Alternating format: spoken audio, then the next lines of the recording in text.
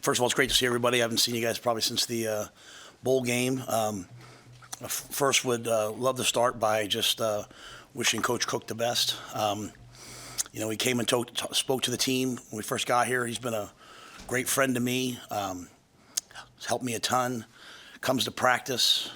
Is always there for us whenever we need anything. So when you have a chance to be around the best, when you have a chance to be around greats, it only makes you better. And so I was obviously sad but excited for him to hear that news the other day.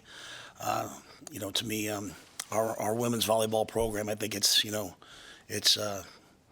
such an amazing feature for our university. As I go all across the country, there's not a person that doesn't bring up the game in Memorial Stadium. As I'm recruiting for football, their families know the excellence of Nebraska many times because of our volleyball team. So what he's done is amazing, and I think we all know that. And want to welcome Danny Busboom Kelly here. I obviously don't know her, but I had a chance to visit with her the other day briefly over text, and look forward to getting to know her. And she's obviously elite at what she does, so the greatness will continue. With that, I know you guys probably have questions for me. I'll go ahead and get started. Matt, where are you at with your special teams position on your staff right now? It's not filled yet. That position probably won't be a recruiting position, so we're doing some interviews and taking our time. Back to Cook for a second. I'm sure this was true, obviously, at Baylor and Temple, but coaches at universities, they're a family all their own. You guys are kind of experiencing similar things. So when you lose somebody and they retire, how hard is that just on the group of coaches that coach all the teams? Yeah, I think to your point, especially in a place like Nebraska, there's a shared not just responsibility, but we all understand each other. We all understand the pressures of these jobs, the opportunities, all the great things that come with it. And so, when I see Fred Hoiberg, I have a special relationship with him that only him and I probably can understand. When I see Amy, I probably have that same thing, Coach Manning. And so, and Coach Cook's right there, it's those people, after you lose a game, you thought you were going to win. It's those people who usually text you. It's those people who usually pick you up because they understand just how hard coaching is and how hard building a program is. And so, you hate that. I thought, at the end of the day, when you get to be, you get to be in this business. At first, you're trying to build something as a young coach, and at some point, you start thinking about impact and legacy and all those things. And when you saw, I thought the two videos I saw, first of all, for Coach Cook, to leave the program to a player who played for him, what an amazing impact, and then, saw him walking off the court and, Harper walking up and hugging him. And so just, over all these different years, at the end of the day, our true impact as coaches is on the people we coach. And so, talk about leaving a place better than you found it, which is a foundational element of what we believe in. He's the epitome of that. So happy for him. I'll miss seeing him at practice. I'll miss those things. But he did tell me he'd be around, so maybe he'll be more available to us. And I'm not getting on a horse, but I'll go visit him. So. Hey, Matt, in addition to the coordinator hire on special teams, what else this offseason is your focus in that area of the program? In terms of coaching, you're saying, or? In terms of special teams, like you mentioned at the bowl game, an overhaul of that part of the team. You, of course, got players from the portal in that area. But what are you hoping to accomplish in special teams before you get to August? Yeah, I think, again, I'm always very protective of our players, but I'll be quite honest. I think even in the interviews, I don't think anything we did wrong was wrong schematically last year.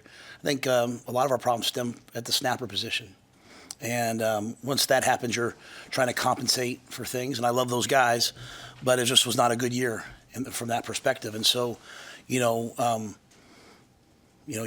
think about, scheme, you think about all these things, but really at the end of the day, it comes down to technique and fundamentals. And so when something at the very core is not right, then the elements all around it aren't right. And so, I would love to go from being, I look at special teams like you're either, net neutral where you're not winning or losing the game on it, or you're losing the game on it or winning it.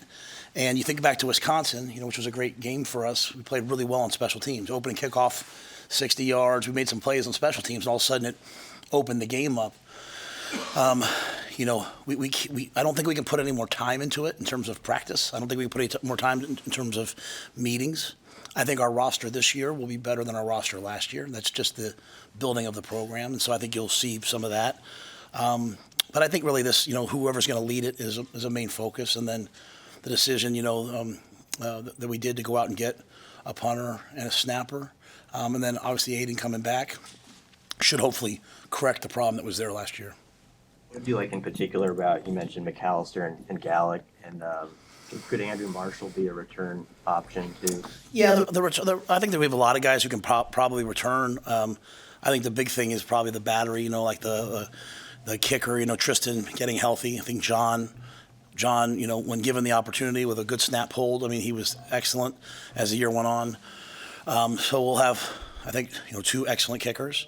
Camden is here as a punter, who we think is a really, really talented young player. And then, you bring two players in with experience, right? They have reps. And, while snapping at New Hampshire might be a little different than snapping at Nebraska, really at the core of it, it's the same, right? Like the ball's going back the same distance, the same speed. And so we erred on the side of production and went out and found guys we thought would be really reliable. And so, again, just trying to address it with players, trying to address it with the leadership in the room, trying to address it with emphasis and having a fresh new lens, set of eyes.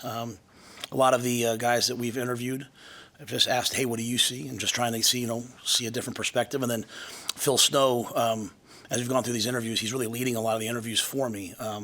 So I'm in the room, but he's asking things again from a maybe different perspective than I have.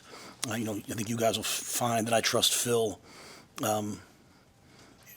immensely, because it always goes back to the same core values of technique, fundamentals, effort, preparation, and so just looking at everything from that perspective. Troy Gannon said the other day that April 26th there will be something here. Are you able to say at this point whether or not there will be any form of scrimmage that day? Yeah, I don't know that yet, but I'll be honest with you, I highly doubt it. And I think it's really fundamentally, I hate to say it like this, it's really because last year we're one of the more televised. We were one of the more televised spring games, and I dealt with a lot of people offering our players a lot of opportunities after that. So to go out and bring in a bunch of new players and then showcase them for all the other schools to watch, that doesn't make a lot of sense to me. The word tampering doesn't exist anymore. It's just absolute free, open, common market, and so I don't necessarily want to open up to the outside world. I don't want these guys all being able to watch our guys and say, wow, he looks like a pretty good player. Let's go get him. So, but I don't know yet. I don't know anything. I thought it was important that, we at least started to broach that subject of it not being televised. Yet at the same time, I do want to show off our players in some way. So what exactly it'll be yet, I have not worried about anything other than recruiting right now, both the portal and into the 26 class. So now I have to kind of turn my attention to all those things. Does roster size and injuries play a factor into that as well? Well, I think injuries are a factor, but we're still going to scrimmage in the spring. We're still going to tackle in the spring. But, last spring game was really unfortunate, right? We lost D. Bell, who we thought was probably going to be one of our best receivers, to a non-contact injury on the turf, and then, or semi-contact, I guess. And then Bly Hill, who we thought was going to be our starting corner, and then those guys never quite came around. And so, when you have 150, there's some attrition, and when you have 105 and guys are being compensated now, and you're putting money behind some people, it's a whole other set of parameters.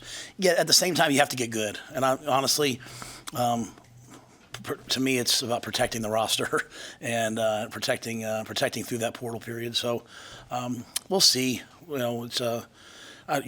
I hear all kinds of things about, they might change this portal period, that portal period. So I think I have to just be really flexible right now. You mentioned Demetrius Bell, him, Corcoran, Prohaska. How are they getting along? Yeah, Turner had surgery. That was a hamstring that just never quite healed. So he had to have surgery from a specialist a couple weeks ago. So we're hopeful that he'll be back at some point. Teddy Prohaska's, he's right on pace. Demetrius is a little bit behind, but trending in the right direction. So we think he'll be full go this summer. I think those guys are doing a good job in the training room. Are there there any other, I guess, as you go through the winter and spring injuries or notable guys who will be out for a while? Yeah, I don't know that I mean, like, Gunner had his shoulder done. Lutoski had surgery. We had a lot of guys have surgery.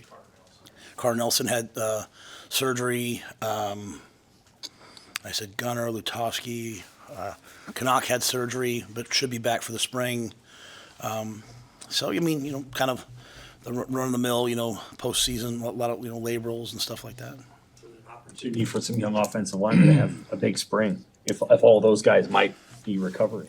Yeah, no, I mean, even in the portal, I mean, you might find a guy here or there, like a one-year guy, but like to win in college football, you're gonna have to grow your own offensive lineman, and so we've recruited a lot of really good young players that have gone through the rhythm of like redshirting and then kind of being a backup, and now it's their time to make their move, right? They have all the opportunities they want this spring, and I'm excited to see them. Guys like even last year, the guys we signed last year, Preston, Grant Bricks, those guys in the bowl game were in the two deep, and so it'll be their chance this spring to go out there and either be starters or be, in the two deep and show what they can do. There's a lot of guys that have spent a year or 2 years in the weight room, and now they'll have an opportunity. Kind of who your center might be at this point. I think there's a lot of guys who could do it. We have Sam Sledge, we have Jason Machachak, Justin Evans has always gone over there. So Donnie will do a good job of putting the best five guys out there. But I'm not. I think one of the main things for our guys is like not to forecast things. Obviously you heard me talk a lot about let's not forecast our record next year, and let's not forecast the lineups right now. Like let them all go compete. I think what'll start to creep into football is as you start to, which makes sense, right? As you start to put finances and revenue sharing behind players, it's all automatically assumed that, this guy's getting paid this, then he's going to be the starter. And that, while you expect that to happen, we're never going to operate off that. The best players are going to play. And so most times you're compensated for not what you're going to do, but what you've done. I mean, I can tell you last year, some of the more highly compensated players on this team via NIL didn't play, and some of the less compensated players did. And that's just, that's just football. So all of our guys are going to have an opportunity this spring to either battle for the 105 or battle to be a starter. And it'll be a long physical season next year. So if there are two, they have to be ready to be a one. You look at what happened to us last year with Turner and Teddy, and all of a sudden Gunner's a starter. So, all of our guys have to have that rhythm. Those three pretty important guys up front on defense. How do you feel, just generally speaking, about the personnel on the defensive line? Yeah, I mean, I think it's really going to be hard to replace a guy like Ty Robinson. I think he's, I went down to Mobile and watched him and talked to people with him. I mean, he's just an absolute dude. He's a freak, difference maker, athlete, tough guy, competitor. Nash, he went to the East-West game and put on a show, and he's big, physical. MJ did an amazing job for us of setting the edge and playing hard, and then Jamari had production at times. So, we'll have to replace those guys. But that's going to be the same thing year after year after year. I feel good about the guys we have. I think we brought some guys in, but the guys that were on the roster last year, the Keonas, the Riley Van Poppel, Cam Lenhart, they've been waiting for their turn. And we play a lot of guys on the defensive line.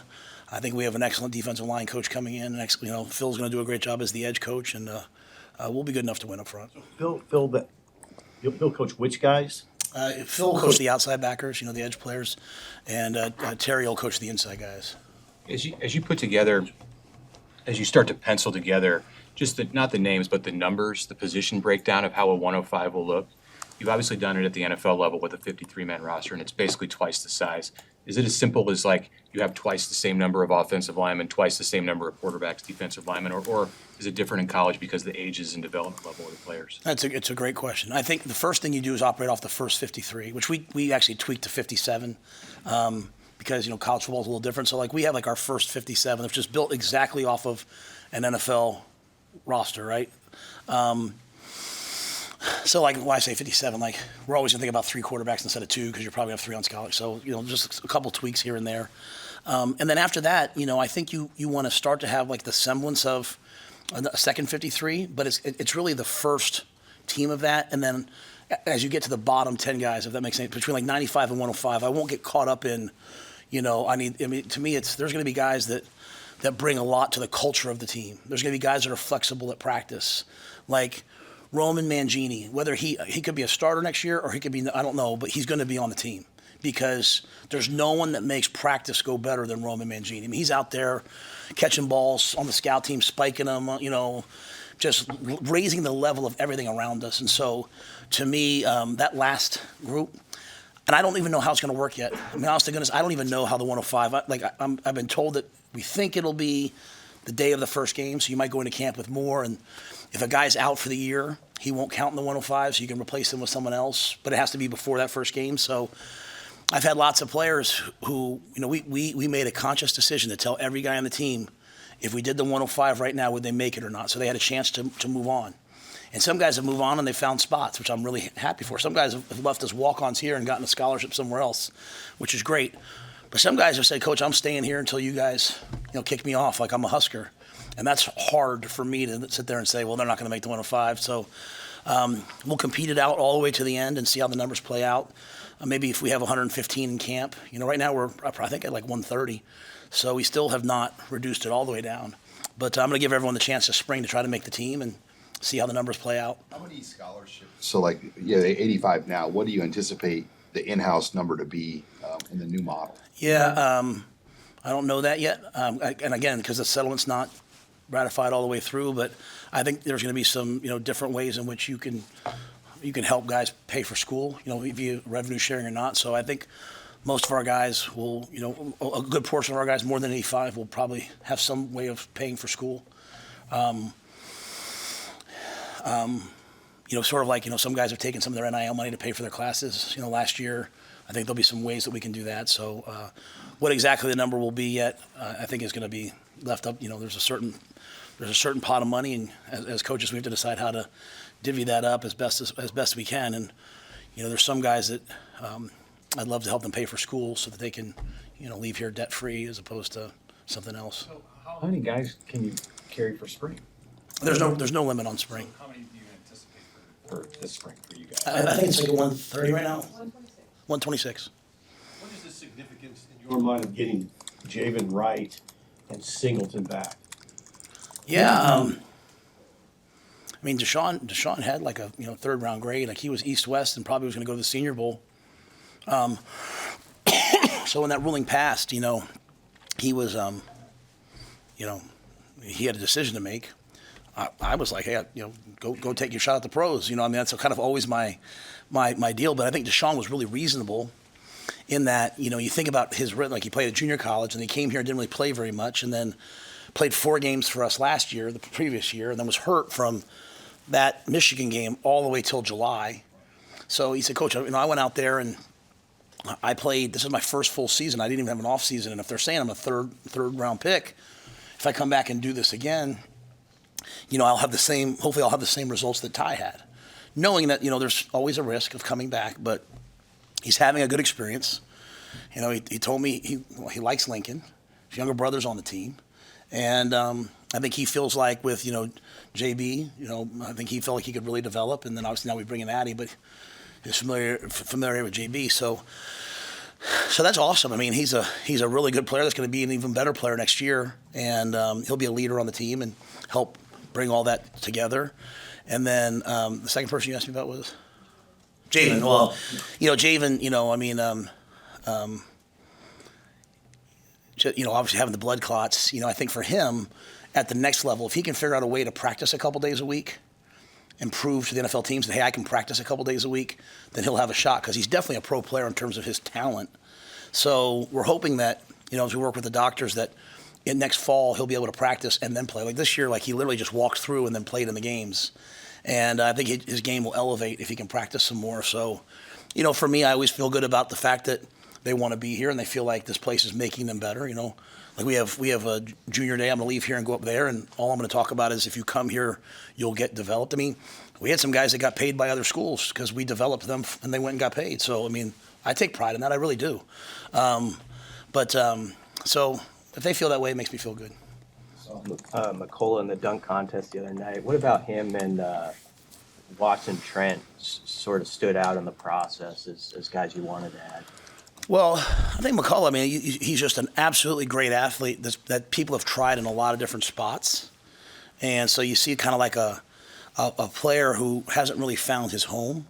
And so, as we think about really less 3-3-5, though it's still, we're kind of a hybrid last year of we could be 3-4, we could be 3-3-5, or we could go to 4 down and rush. I think McCullough gives you someone who can play in all three of those packages, right? He can be an outside backer, edge player, come off the edge, play in the 3-3-5, play in the 3-4, and then also be a pass rusher from 4 down. So we have to take his athleticism, we have to add some bulk to him so that he can withstand rushing the edge, and then hope that translates, and I think it will.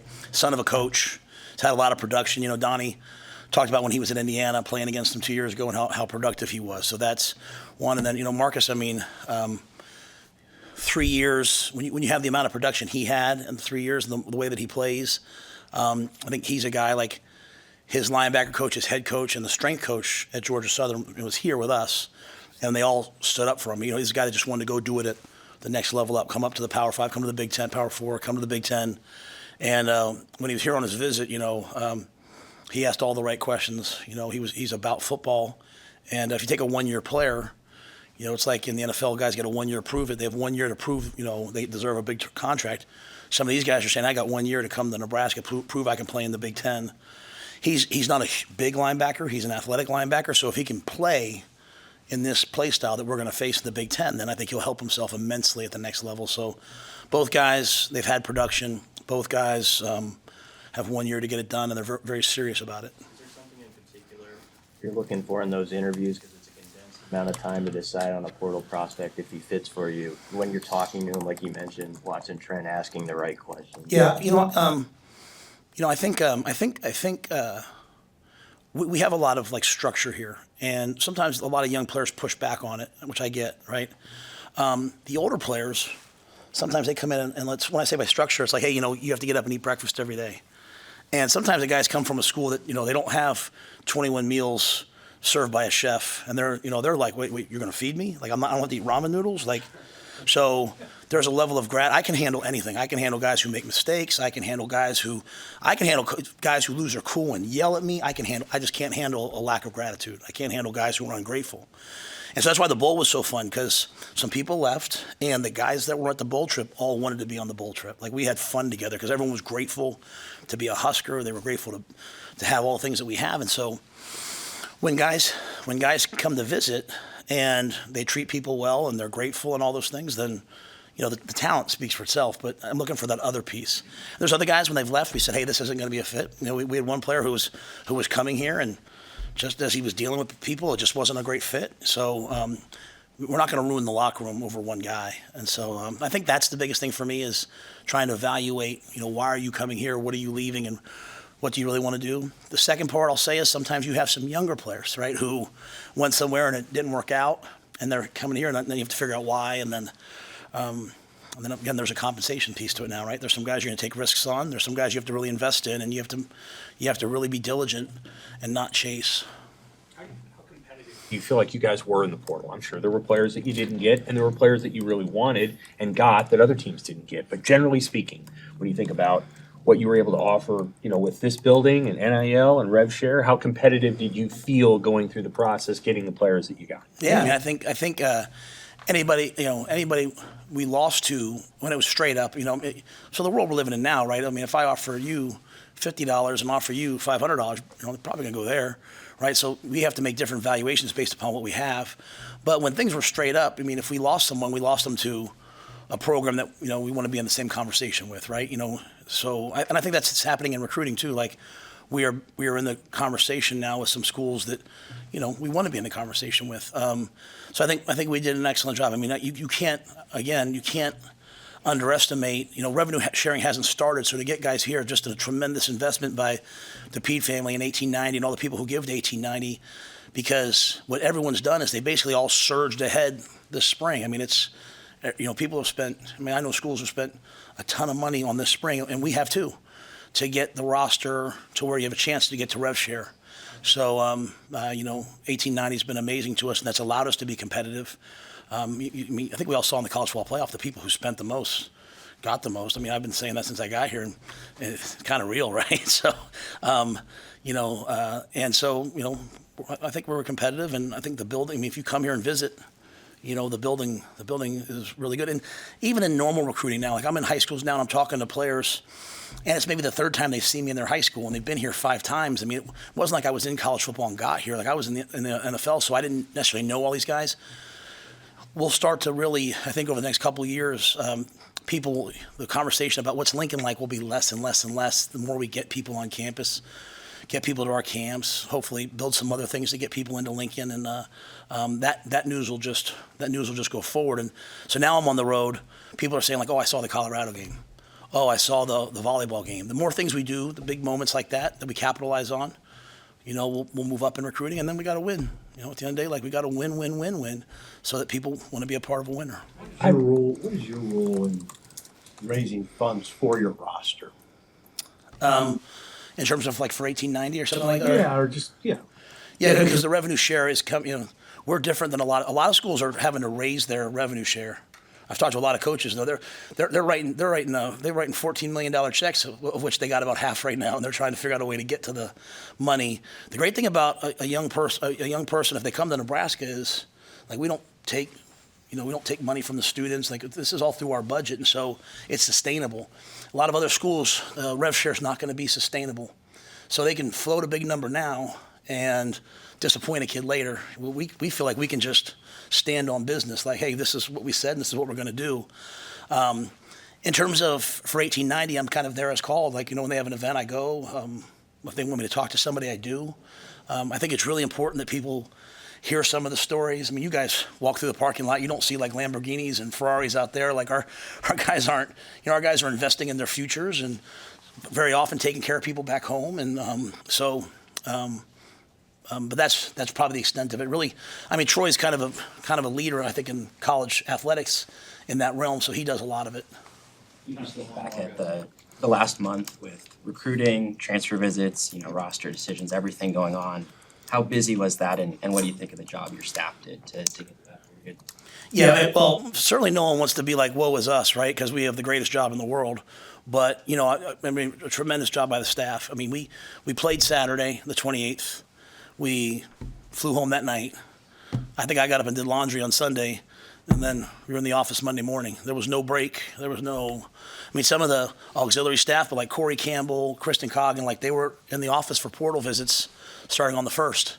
So, we've worked straight through, and it's a collective effort, right? You may hear me say all the time, it's the restaurants in Lincoln, it's Sid Dillon, it's our ticket office, it's our compliance office is, I think, one of the best I've ever been around. Patty, Gina, Sarah, they found not ways around things, but they're creative in this new world to help us get to where we need to get to. So it's a lot of people, right? It's the Kindler Hotel. It's just so many people that go out of their way to help us in this process. I think I ate at Aragon like 14 out of like 16 nights at one point. I could curate the menu, you know what I mean? And so, but you walk in and Mark's there and he's like, hey, welcome. And people just, they feel the energy of Lincoln. And so it's a lot of people. We've been on the road. You can hear my voice is still gone. Last week, I got up Monday morning at like 5. We flew to Miami. Then we stayed in Miami the night. Then we went to Atlanta. Then I went and spoke in Alabama. Then we flew to Chicago, did Chicago. And then we got back Friday at like 5. And then Saturday morning, Julie's like 5:15. She's like, the girls have basketball and a volleyball tournament, so get your butt up. And so that was probably harder than being on the road. But, it's our job. And we're not going to win here without working. Nothing comes from not working. And so, but it's not really me. It's Susan, it's Wish, it's all the people in the building that are just bending over backwards, because there has to be a balance of, we have to recruit really well, but the way we'll win is developing the players that are in the program. And so, it's Dennis LeBlanc. It's all those people that do a great job for our staff. And so, but I'm going to give these guys, we'll take a couple days off here. Corey's running the program for the first 4 weeks. We just believe in strength for the first 4 weeks. So people will take a little time off these next 2 weeks probably, and then we'll get back and start the mat drills and get into spring football. What are you asking from Dylan Raiola this winter as a leader? Before he throws another pass next season, how much can he and how much does he have to grow in making this his team? Well, before he can make it his team, I think he has to make it his offense. And before he makes it his offense, I think he has to make it like his receiving core. And so, I think it's – I think it's, him this morning being here at 9, or 8 or whatever time working out and leading those guys. And so, I went to the Supernova game last night and he's over there with Heinrich and they're sitting courtside, which is great as long as you're in the building this morning throwing, which I knew they were.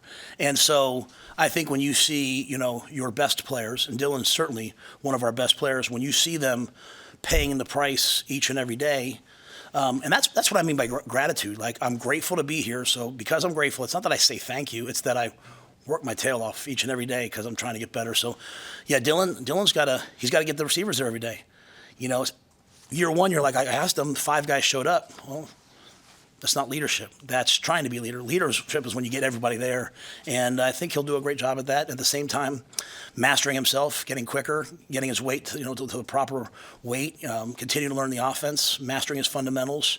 And, now we have 2 other quarterbacks in there with him, mentoring TJ, mentoring Marco, and just in terms of what we do. And obviously Jalen Gramstad came back, which is awesome because he'll be a great vet for there. What's that? What's the proper? Oh, you didn't get me to say that. My weight?